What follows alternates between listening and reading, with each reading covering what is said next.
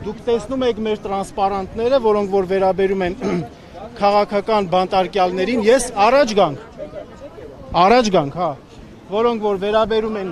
քաղաքական բանտարկյալներին, քաղաքական բանտարկյալների ազատության կոչեր կան, մեր Հայաքվե ազգային քաղաքացիական միավորման համակարգող Ավետիք Չալաբյանը հենց ժողովրդի ընտրական իրավունքը, Հայաստանի Հանրապետության քաղաքացիների ընտրական իրավունքը պաշտպանելու համար է այսօր գտնվում կալանավայրում,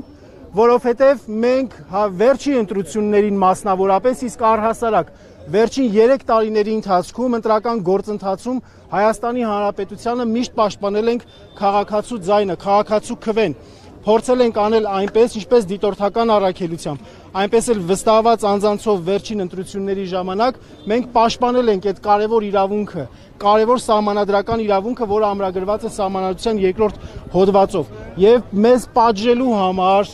մեզ թուլացնելու համար մեր համակարգողին այսօր տարել են եւ կալանավորել են։ Եվ Ավետիք Չալաբյանը բնականաբար միակը չէ, Ավետիք Չալաբյանի կալանավորումը շղթայի մասերից մեկն է։ Բոլոր այն անձինք, Արմեն Աշոտյանն է, Անդրանիկ Թևանյանն է, մեր եպիսկոպոսներն են, եւ եթե ես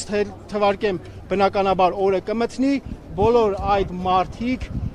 պայքարում են նրա համար, որպեսզի Հայաստանի Հանրապետությունում սահմանադրական գործընթացներ, ընտրական գործընթացներ, իրավական ցանկացած գործընթացներ լինի միայն հայ ժողովրդի կամքով, ոչ մի Էրդողան, ոչ մի Ալիև մեզ չկարողանա թելադրել, եւ դրա համար մենք պայքարում ենք, իսկ քանի որ մենք ունենք իշխանություններ, որոնք որ շարժվում են հենց այդ թելադրանքով, ներկայացնում են հենց այդ ուժերին,